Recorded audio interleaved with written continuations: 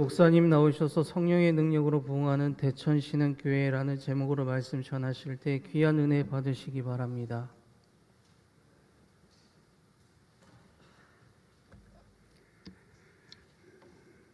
찬양을 하고 악기를 연주해 보면 익숙한 곡을 하는 게 사실은 더 어렵습니다. 왜냐 그러면 늘 익숙하기 때문에 은혜 있게 연주하고 찬양 부르는 게 어려운데 우리 LP 쌍상불은 오늘 은혜 있게 연주했습니다. 박수로 격려하겠습니다. 잠시 기도하고 하나님 말씀 듣습니다. 은혜로우신 주님, 이 시간 말씀하여 주옵소서.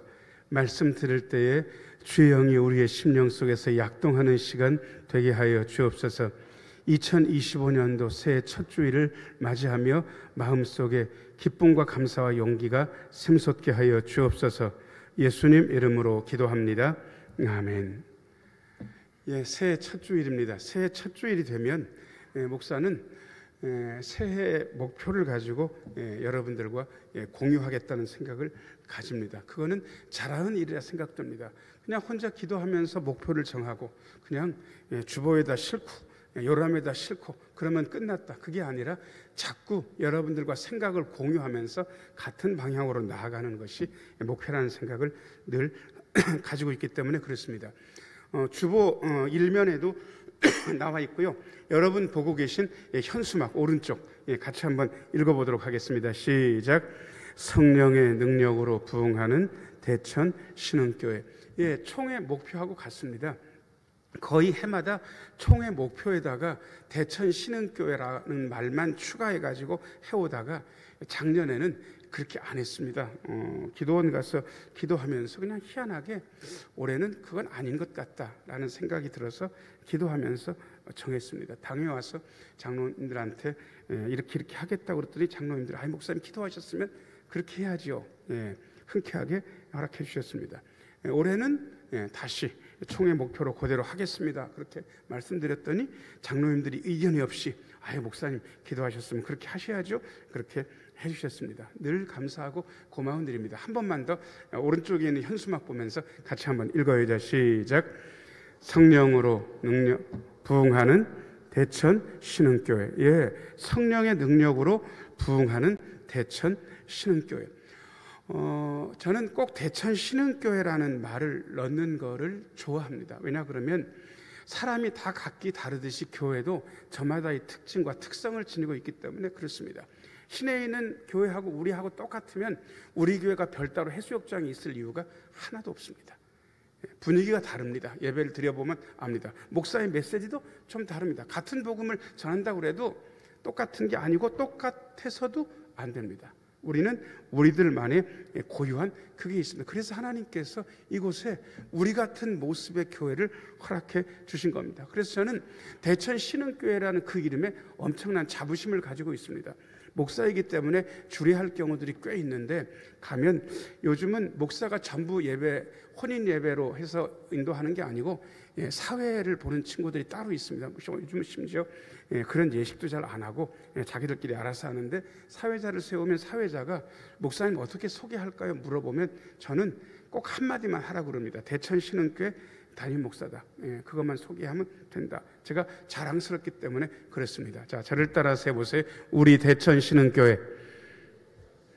앞으로 기도하는 분들은 그냥 신흥교회라고 하든지 대천 신흥교회라고 하면 꼭 남 얘기하는 것 같잖아요. 그 앞에다가 두 글자를 꼭 붙여서 해주셨으면 좋겠습니다. 자, 저를 따라서 하세요. 우리 신흥교회. 한 번만 더. 우리 신흥교회. 우리 신흥교회. 여러분들이 그런 식으로 해주셨으면 좋겠고 오늘 본문 말씀은 에스겔 37장 14절. 에스겔 37장은 성경을 읽은 분이면 이거 유명한 장이다. 유명한 장 맞습니다. 에스겔이 마른 뼈 골짜기에 가가지고 하나님의 명령을 따라서 그 마른 뼈들을 큰 군대로 만드는 그러한 환상을 본 걸 기록한 장이 에스겔 37장입니다. 그래서 마른 뼈장 아니면 마른 뼈 부활장이라고 에스겔 37장은 그렇게 이야기하고요. 사도행전 9장은 그 전까지 박해자 사울이었는데 다메섹 도상에서 빛을 경험하고 나서 그야말로 전도자 바울로 바뀌는 그 회심 이야기가 사도행전 9장에 나오는데, 그 9장 이야기, 바울의 회심 이야기가 마무리되고 나서 유대교회, 갈릴리교회, 사마리아 교회가 든든히 성장하는 그 모습을 한 절에 적어놓은 구절이 사도행전 9장 31절입니다. 오늘 설교할 목표, 총회가 정한 주제 선구로는 그야말로 걸맞다라는 생각이 들고요. 제가 세 가지로 여러분들에게 말씀드리려고 합니다. 1번입니다. 같이 한번 읽어야죠. 시작. 살아나게 하고 회복시키는 성령님. 에스겔 37장 14절. 같이 한번 읽겠습니다. 시작. 내가 또 내 영을 너희 속에 두어 너희가 살아나게 하고 내가 또 너희를 너희 고국 땅에 두리니 나 여호와가 이 일을 말하고 이룬 줄을 너희가 알리라. 여호와의 말씀이니라. 여러분, 하나님의 일의 시작이 어디서부터 시작되는가? 하나님께서 우리에게 뭔가를 일으키시는데 그 사건의 에너지는 어디에서 나오는가? 물리학자들은 딱 한 가지 질문만 던진다고 합니다. 도대체 에너지라는 건 어떻게 생겼나? 에너지는 어떻게 움직이는가? 에너지는 어떻게 응축되고 흘러가는가? 그 얘기만 물리학자들은 진창하거든요. 그런데 여러분, 우리에게도 에너지가 있는데 그 에너지가 무엇인지를 많은 분들이 몰라요. 첫 번째 줄, 두 번째 줄 같이 한번 읽어야죠. 시작. 내가 또 내 영을 너희 속에 두어. 여러분, 일의 시작은 여기서부터 시작됩니다. 자, 저를 따라서 하세요. 하나님께서 성령님의 능력을 우리 안에 부어주십니다. 여러분, 성령께서 우리 안에 거하시면서 놀라운 일들이 일어납니다. 그 성령은 우리를 하나님을 아버지로, 예수 그리스도를 우리의 주님으로 고백하게 할 뿐만 아니라 우리의 모든 믿음의 행동들을 가능하게 하는 동력으로 작용합니다. 성령님께서 에너지십니다. 성령님의 특이한 것은 인격이시면서 동시에 에너지가 되신다는 겁니다. 자, 저를 따라서 하세요. 성령님은 하나님이시며 우리의 에너지가 되십니다. 에너지, 힘, 우리의 힘도 되시고 우리의 인격적인 주님도 되시고. 여러분, 그래서 이 성령님께서 굉장히 특이하게 역사하시는데, 그 성령님께서 우리 안에 들어오게 되면 생명의 역사가 일어나게 됩니다. 세 번째 줄 같이 한번 읽겠습니다. 시작. 너희가 살아나게 하고. 성령님께서 하시는 일이 워낙 많기 때문에 많은 분들이 성령님의 역사에 대해서 충만, 교통, 위로, 감동, 감화 뭐라고 붙여도 그 모든 것들을 한 단어로 아우를 수 있다면 성령은 생명의 영이시기 때문에 성령님은 살리십니다. 자, 저를 따라서 하세요. 우리 성령님은 우리를 살리십니다. 여러분, 포로로 잡혀가는 삶은 나라가 망한 거잖아요. 그리고 거기서 희망이 없잖아요. 포로는 돈 받고 일하는 사람들이 아니에요. 죽도록 일하고 밥만 먹고 그냥 일할 정도의 밥만 먹고는 주는 게 없어요. 그래서 포로는 살은 목숨이 아니에요.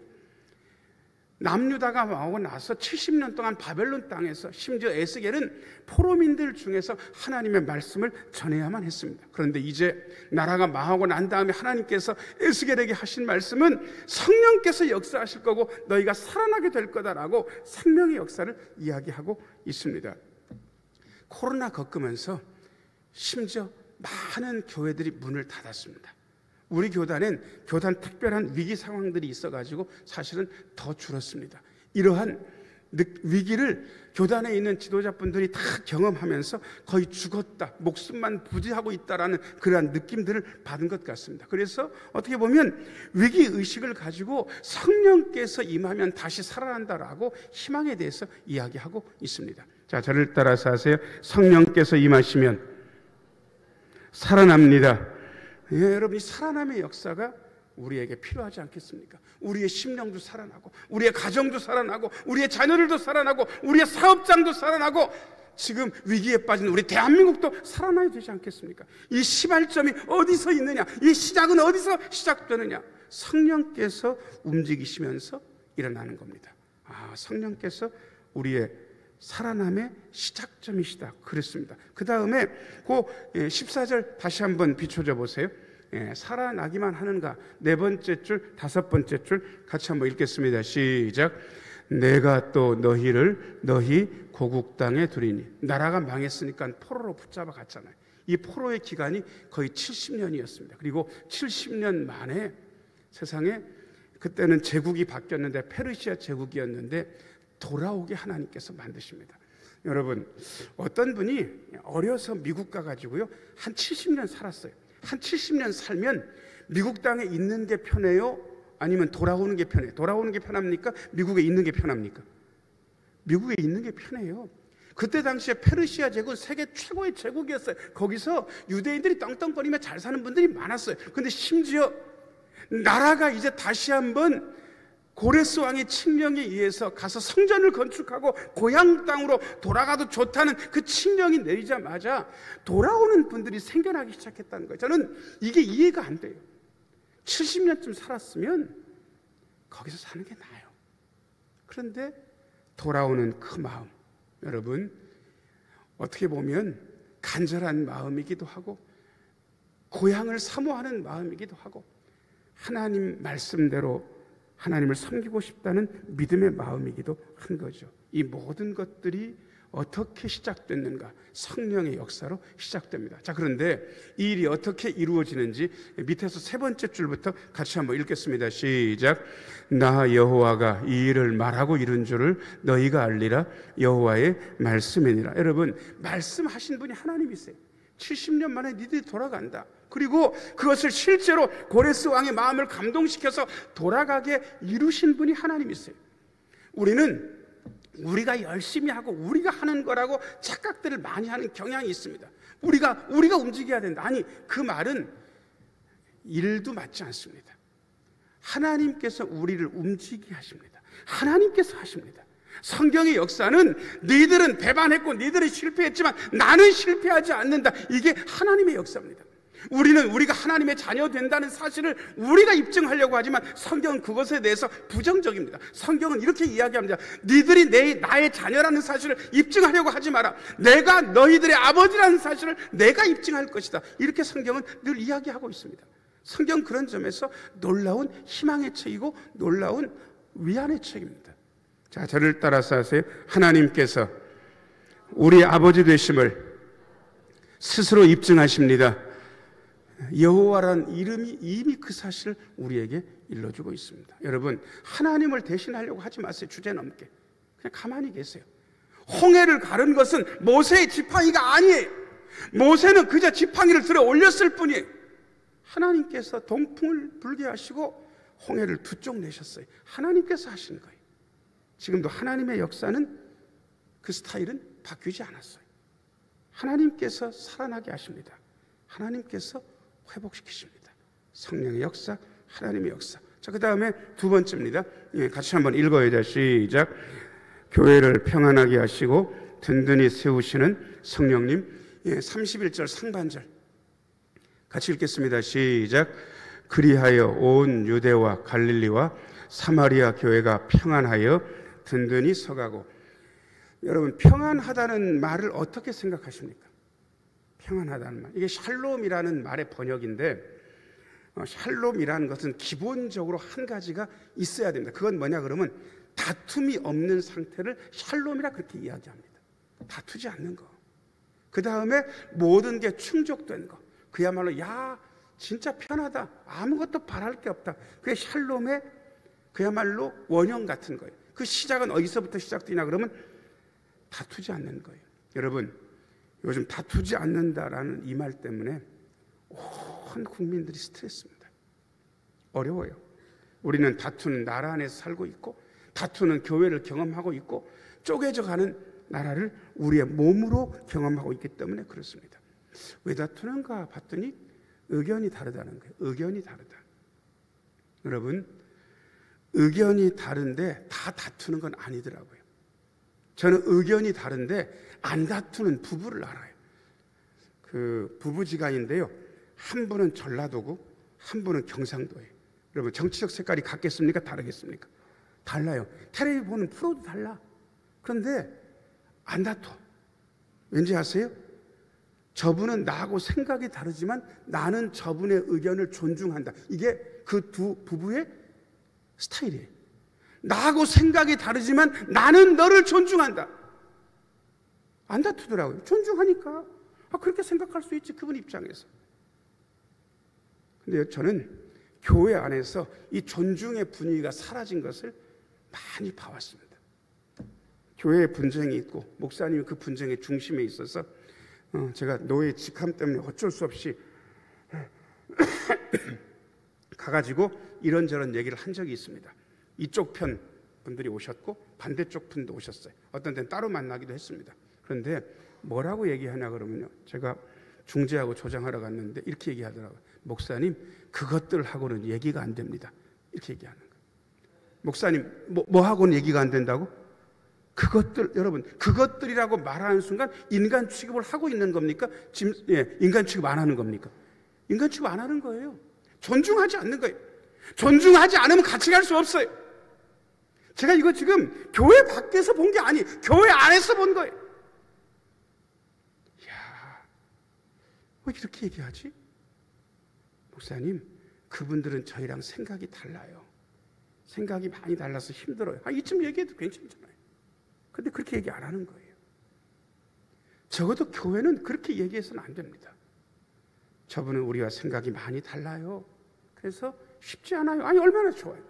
생각이 다르다 이거예요. 쉽지 않다는 거예요. 그 정도까지 얘기하면 되는데 존중하지 않는 거예요. 자, 여러분 옆에 있는 분들을 슬쩍 한번 보세요. 여러분들이 보는 거는 그분의 그냥 모습일 거예요. 여러분들은 그 모습이 이분의 전부라고 생각할지는 모르지만 아니, 그분은 여러분들이 보는 그 모습보다 훨씬 위대해요. 자, 옆에 있는 분들 얼굴 보시고요.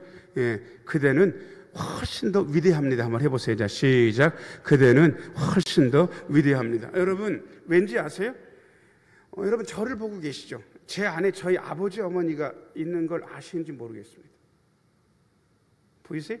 저희 아버지 어머니, 저를 가르쳤던 스승님, 그리고 저한테 목회적인 조언과 멘토가 되어주셨던 여러분들의 목사님이 저 안에 있어요. 저를 가르쳤던 분들이 저 안에 있어요. 저한테 영향을 준 많은 분들이, 제가 책을 읽고 영향을 받은 많은 분들이 제 속에 같이 있어요. 여러분, 저는 여러분들이 생각하는 것보다 훨씬 더 거대해요.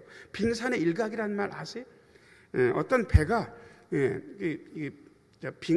빙산이 있는 이 주변을 이렇게 항해하면서 가는데 앞에 조그만 빙산이 있으니까 항해사가 선장한테 얘기를 한 거예요.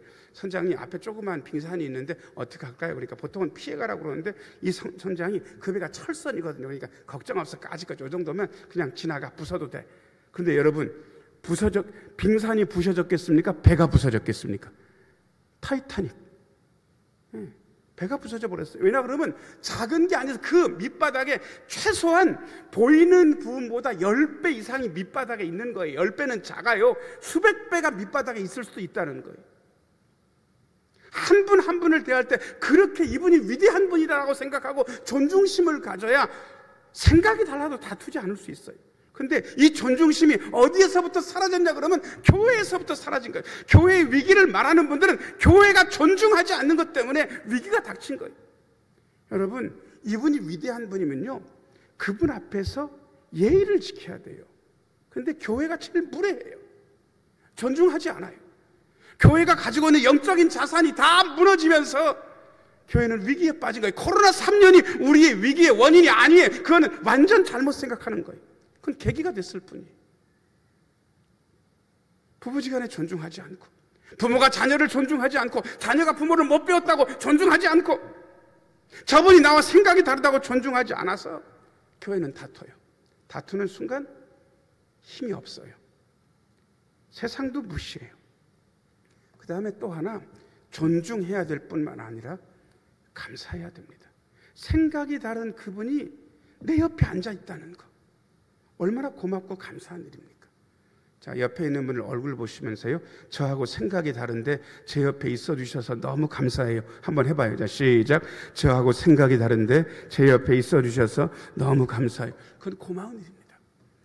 제가 SNS 친구들이 많아요. 정 목사 SNS 안 하던데 계정만 있습니다. 그리고 저는 누가 저한테 친구 요청을 하면 다 받아줍니다. 그래서 아마 1000명이 넘든지 아마 그럴 거예요. 저는 올리진 않아요. 대신 웬만하면 다 봐요. 근데 제가요, 요 근래 들어서 정치적 입장을 SNS에 공유하는 분들이 있잖아요. 그야말로 왼쪽 끝에서부터 오른쪽 끝까지 다 있는 거예요. 다 있어요. 그래서 저는 논평하지 않아요. 그냥 보고만 있어요. 교회도 그래요. 교회도 교회도 보면요, 얘기를 안 해서 그렇지 이분의 색깔은, 요분의 색깔은 같기만 할까요? 다를 수도 있을까요? 다를 수도 있어요. 집에 가가지고 텔레비 프로를 무슨 채널 보는지 보시면 그분의 색깔은 다 드러나는 거예요. 신문 뭐 보는지 다 드러나게 돼 있어요. 근데 그게 무슨 문제입니까?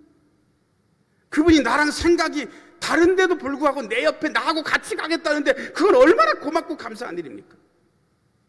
그래서 저는 생각이 그렇게 다른데 저랑 똑같이 친구인 분들이 고마운 거예요. 이렇게 생각이 다른데 한 예배당에서 같이 하나님을 찬양하며 예배를 드리는 것은 얼마나 감사하고 고마운 일인가. 저는 늘 고마워할 거예요. 그래서 안 다퉈요. 자, 저를 따라서 하세요. 존중하고 감사하면 의견이 달라도 다툴 일이 없습니다. 존중하고 감사하면 의견이 달라도 다툴 일이 없어요. 다투지 않으니까 든든히 서 있는 거예요. 그래서 그런 분위기가 천국 같은 분위기이기 때문에 그런 분위기를 보면서 스멀스멀 들어오는 거예요. 이렇게 이야기합니다. 신흥교에서 예배를 드리면 묘하게 기름 부으심이 있다. 이거 제 얘기가 아니고 어떤 분이 얘기해 준 거예요. 묘한 기름 부으심이 있다 그래. 왠지 아세요? 그 존중과 감사의 분위기가 여기 이미 있는 거예요. 그래서 그런 거예요. 이게 교회를 평안하게 하시고 든든히 세우시는 성령님의 역사입니다. 성령께서 하시는 거예요. 자, 그 다음에 세 번째입니다. 세 번째. 같이 한번 읽어야죠. 시작. 교회를 부흥시키시는 성령님. 31절 하반절. 31절 하반절 같이 한번 읽어야죠. 시작. 주를 경외함과 성령의 위로로 진행하여 수가 더 많아지니라. 아멘. 자, 성령께서 우리 교회 안에 계셔서 우리를 회복시키시고 살아나게 하시고 교회를 평안하게 하고 든든히 세우시는데 우리도 해야 될 건 좀 있지 않겠습니까? 뭘 해야 되는가? 맨 위에 줄 같이 한번 읽어야죠. 시작. 주를 경외함. 이 경외란 말을 두려움이라고 번역하는 데 대해서는 저는 조금 반대입니다. 두려움이란 이 말은 경외라는 말을 다 담지 못해, 아니 오해하게 할 가능성이 굉장히 많이 있습니다. 그래서 저는 목사님 그럼 경외라는 걸 뭐 어떻게 얘기하십니까? 마음이 쓰이는 게 경외입니다. 마음 쓰이는 거예요. 하나님의 마음이 신경 쓰이는 거예요. 하나님의 마음이 늘 관심이 가는 거예요. 내가 이 말을 하면 하나님의 마음은 어떠실까? 내가 이 행동을 하면 하나님은 어떠실까? 기분이. 이게 늘 신경 쓰이는 거예요. 이게 마음 쓰여요. 이게 경외인 거예요. 근데 많은 분들이요, 열받으면 하나님 마음 신경 안 써요. 그 순간 경외를 놓친 거예요. 그래서 막 말해요. 함부로 행동해요. 그래서 본인도 상처를 받고 남한테도 상처를 줘요. 아니, 우린 그렇게 살면 안 돼요. 자, 저를 따라서 하세요. 우리는 언제나 주님의 마음이 신경 쓰입니다. 예, 주님의 마음이 신경 쓰이는 거, 이게 경외인 거예요. 저는 남편 마음을 오지게 신경 쓰는 여자 집사님들을 알아요. 못하는 거 아니에요. 근데 그렇게 남편 마음 신경 쓰는 만큼 하나님 마음을 신경 쓰셨으면 좋겠어요. 자식의 마음을 신경 쓰는 부모님들을 알아요. 우리 자식 마음 상하게 하면 안 된다. 우리 자식 기죽이면 안 된다. 아니, 그렇게 신경 쓰시는 그 마음 가지고 하나님 마음도 좀 신경 쓰셨으면 좋겠어요. 부모가 자식을 망칠 수 있는 가장 좋은 방법은 해달라는 대로 다 해주는 겁니다. 해달라는 대로 다 해주기 시작하면 1년도 못 돼서 자식을 충분히 망칠 수 있습니다. 마음 신경 쓰는 거 괜찮아요. 대신 여러분, 쓸데없는 것에 신경 쓰시면 안 됩니다. 목사님, 우리 애를 잘 못 먹였어요. 잘 못 입혔어요. 아니요, 그러지 마세요. 육아에 대한 이야기도 하더라고요. 오은영 선생이 마음을 좀 읽어줬냐고, 알아줬냐고, 그래서 그 얘기로 지금 많은 인기를 얻고 있는데, 그분하고 조금 다른 입장에 계신 분이 계십니다. 조선미 선생님이라고. 그분은 이렇게 얘기합니다. 자식들한테 너무 잘해주려고 하지 말라는 거예요. 내가 먹는 것을 먹이고, 내가 입는 것을 입히고, 내가 하는 것을 하게 하면 된대요. 그러면 된대. 충분하대. 더 이상 잘하려고 하지 말래. 여러분, 근데 그런 거면 충분한데 다른 걸 신경 쓰고 있는 거예요. 자식에 대해서. 아니, 돈 많이 못 물려줘서 미안하다, 그런 소리 죽어도 하지 마세요. 그건 미안한 게 아니에요. 그러니까 그냥 그 신경 쓰는 마음 가지고 하나님 마음 신경 쓰시면 괜찮아요. 자, 그 다음에 두 번째 줄 같이 한번 읽겠습니다. 시작. 성령의 위로로 거기까지. 교회 안에서 일어나야 되는 네 가지 일을 디모데 훈련하면서 정확하게 배웠습니다. 교회 안에서 일어나야 되는 네 가지 일은 위로, 인도, 치유, 화목입니다. 이 네 가지 일이 교회 안에서 일어나야 되는 네 가지 일인데 그 중에서 제일 1번이 위로입니다. 교회는 위로 공동체. 다른 데서는 위로 못 받았는데 교회 안에 오면 위로 받는 거예요. 목사의 설교가 위로가 되고, 저분의 시선이 위로가 되고, 저분의 따뜻한 말 한마디가 위로가 되고, 예배를 마치고 권사님들이 식당에 들어가니까 맛있게 먹으라고 권사님들이 푸근하게 미소 지으면서 나한테 한마디 걸어주는, 말 걸어주는 게 위로가 되는 거예요. 그게 위로예요. 아팠을 때 교회에서 찾아와주고 기도했다 그러고, 그리고 금요일날 새벽마다 수요일마다 기도하는 것을 깨달아 알면서 위로받는 거예요. 여러분, 근데 그 위로 중에 가장 큰 위로는, 자, 저를 따라서 하세요. 성령님의 위로입니다. 예, 성령께서 위로하십니다. 여러분 진짜 속상해 보셨어요? 저는 속상해 봤어요. 진짜 많이 속상해 봤어요. 어느 정도냐 그러면 아침에 일어났는데 태양이 떠오르는 게 너무 열받아. 나는 마음이 죽겠는데 태양이 떠오르는데 내 마음 같아서는 태양을 종이장 같으면 찢어버리고 싶더라고. 그 정도로 살기 싫었어요. 그런데 그때 성령께서 제 마음속에 계셔서 저를 어루만지셨습니다. 야, 지금까지 어려운 일 많았잖아. 어떻게 됐냐? 잘 이겼죠. 이번 건 어떨 것 같으냐? 이번에도 이기겠죠. 괜찮다. 내가 너와 함께 있다. 성령의 위로. 그 성령의 위로가 신앙교회 안에 있는 거예요. 자, 그 다음에 제가 31절 하반절을 읽을 테니까 제가 잘 읽나 잘못 읽나 여러분들 들어보세요. 주를 경외함과 성령의 위로로 수가 더 많아지니라. 제가 잘 읽었습니까? 잘못 읽었습니까? 어디가 잘못됐습니까? 진행하여가 빠졌죠. 그죠? 진행하여. 여러분, 진행한다는 말이 무슨 뜻인지 아세요? 뭔 일을 진행시켜보면 계획도 잘하고 사람도 괜찮고 하는데 일을 진행해보면 중간에 잘 삐걱거리는 데가 꼭 생겨요. 이걸 우당탕하는 지점이라 그러는데, 여러분 모든 교회 일에 우당탕하는 지점들이 다 있어요. 여러분 행사를 해보시면 알아요. 아무리 잘해도 매끄럽게 진행되는 게 아니에요. 중간에 우당탕한 게 있단 말이에요. 곡절과 사연이 생긴단 말이에요. 여러분 교회도 그래요. 자, 저를 따라서 하세요. 주님을 경외하고 성령께서 위로하시지만 진행하는 중간에는 어려울 수도 있다. 예, 그걸 인정하는 거예요. 우리의 삶이 그런 것처럼. 자, 그런데 결론은 어떻게 됐는가? 맨 밑에 줄 같이 한번 읽겠습니다. 시작.